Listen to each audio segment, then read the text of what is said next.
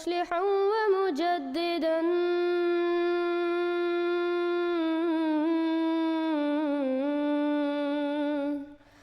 فارنوا بنظر طاهر وجنان.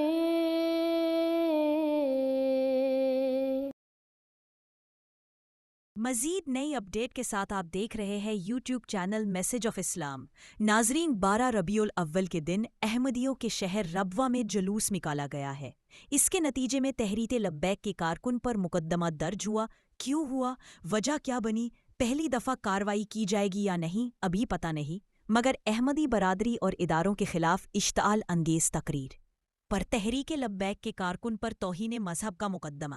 ہم اپنے نمائندے سے گفتگو کرتے ہیں اور مزید معلومات جانتے ہیں کہ وہ اس کے بارے میں کچھ بتا سکتے ہیں.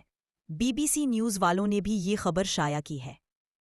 پاکستان کے صوبہ پنجاب کے شہر سرگودھا میں اور ربوہ میں بھی پیغمبر اسلام کی ولادت کے دن احمدی برادری کے خلاف اشتعال انگیز تقریر کرنے پر تحریک لبیک پاکستان سے منسلک ایک شخص کے خلاف پولیس نے دہشت گردی اور توہین مذہب کی دفعات کے تحت مقدمہ درج کر لیا ہے. پولیس کی مدعیت میں درج مقدمے میں دعویٰ کیا گیا ہے کہ ملزم نے 6 ستمبر کو اداروں اور اقلیتی احمدی برادری کے خلاف شدت پسند تقریر کی. سرگودھا پولیس کے مطابق ملزم کو گرفتار کر کے عدالت میں پیش کرنے کے بعد جوڈیشنل ریمانڈ پر جیل بھیج دیا گیا ہے. دوسری جانب تحریک لبیک سرگودھا کے مطابق گرفتار ملزم ان کی جماعت کے رہنما نہیں بلکہ صرف ایک کارکن ہے جنہوں نے تنظیم کی اجازت کے بغیر ایک ریلی نکالی تھی. تاہم پولیس کے مطابق یہ شخص مقامی امیر تھے. تحریک لبیک کا کہنا ہے کہ وہ اس معاملے پر پولیس کے ساتھ رابطے میں ہے اور اس مسئلے کو حل کرنے کی کوشش کر رہی ہے. واضح رہے کہ 7 ستمبر 1974 کو پاکستان کی پارلیمان نے ایک آئینی ترمیم کے ذریعے احمدیوں کو غیر مسلم قرار دیا تھا. اس وقت ذوالفقار علی بھٹو ملک کے وزیر اعظم تھے. مقدمے میں کیا کہا گیا، اس کے بارے میں کچھ بتا سکتے ہیں؟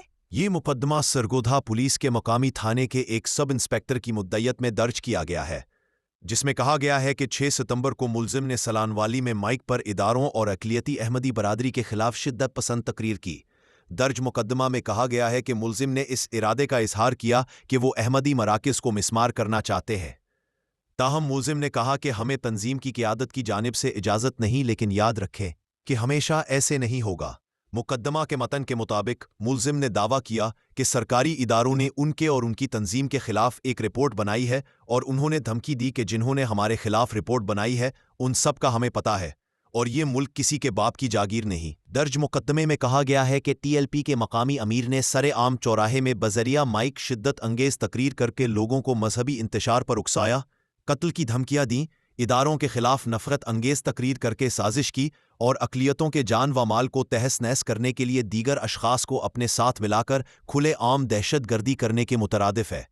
اجازت کے بغیر جلسہ کیا گیا. تحریک لبیک ضلع سرگودھا کے امیر سید صفدر حسین بخاری نے BBC کے ساتھ بھی بات کرتے ہوئے کہا کہ یہ واقعہ ہماری اجازت کے بغیر ہوا ہے. ان کا کہنا تھا کہ گرفتار ہونے والے ہمارے کارکن ہیں، امیر نہیں ہیں. ہم اس معاملے کو دیکھ رہے ہیں. ان کا کہنا تھا کہ ہمیں اس مقدمے پر اعتراض یہ ہے کہ جب وہ امیر نہیں تھے تو کیسے پولیس نے FIR میں ان کو امیر کہہ دیا ہے. انہوں نے کہا کہ دیگر سیاسی پارٹیوں کے کارکنان سے بھی غلطیاں ہوتی ہیں. انتظامیہ اور پولیس کبھی کسی سیاسی پارٹی کے نام کے ساتھ مقدمے درج نہیں کرتے.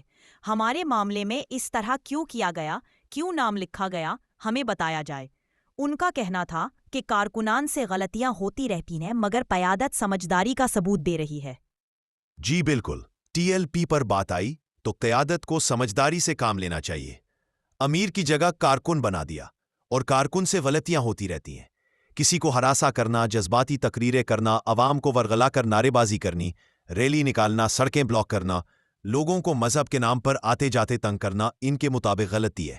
کوئی ایکشن یا کارروائی TLP کے خلاف نہیں ہونی چاہیے جو اسلام کے نام پر غلط فہمیاں پیدا کر رہے ہیں.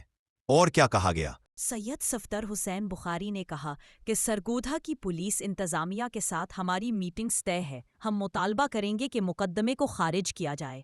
سید صفدر حسین بخاری کا کہنا تھا کہ تحریک لبیک میں تنظیم اور نظم ہوتا ہے اور ہر کارکن اس کا پابند ہوتا ہے. قانون کا اطلاق تمام مذاہب پر ہوتا ہے. جی بالکل. دوسری جانب ممتاز قانون دان اور سابق ڈپٹی اٹارنی جنرل مہدی زمان ایڈوکیٹ کا کہنا تھا کہ آرٹیکل 295A تعزیرات پاکستان کا حصہ ہے جو مذہبی جذبات کو مجروح کرنے سے متعلق ہے.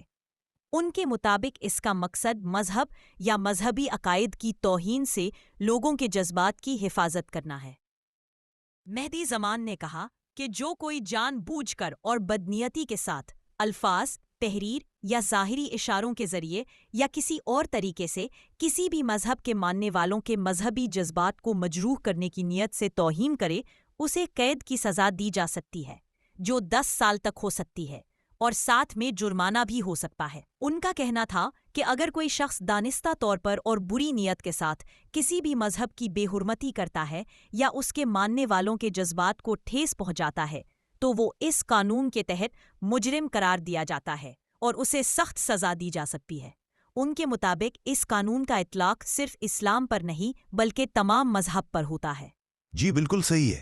مہدی زمان صاحب نے بات تو صحیح کی. قانون کا اطلاق صرف اسلام پر نہیں بلکہ تمام مذاہب پر ہوتا ہے. اب دیکھتے ہیں جو مقدمہ درج ہوا ہے کتنی دیر چلتا ہے یا یہ لوگ اپنا نیا پروپیگنڈا کر کے اس کو خارج کروا لیتے ہیں. ضرور آپ سب بھی کمنٹ سیکشن میں اپنی رائے دیں. مزید نئی اپڈیٹ کے لیے چینل کو سبسکرائب کیجئے اور ویڈیو کو شیئر ضرور کیا کریں. کمنٹ سیکشن میں اپنی رائے ضرور دیں اور جس کے ذہن میں کوئی سوال ہو تو وہ پوچھ سکتا ہے کمنٹ سیکشن میں. انشاءاللہ اگلی ویڈیو میں ہم ضرور جواب دیں گے. یوٹیوب چینل میسج آف اسلام. تو رکھتے ہیں مسلمانوں کا دین، ہم تو رکھتے ہیں مسلمانوں کا دین، دل سے ہے خدا میں ختم المرسلین.